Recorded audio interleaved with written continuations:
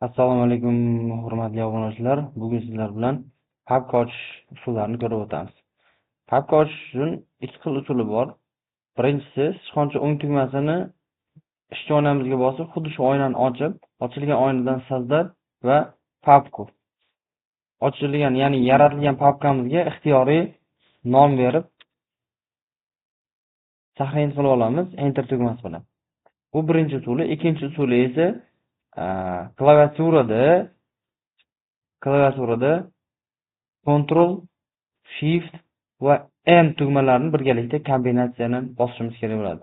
Ctrl Shift M tugmasini bosishimiz bilan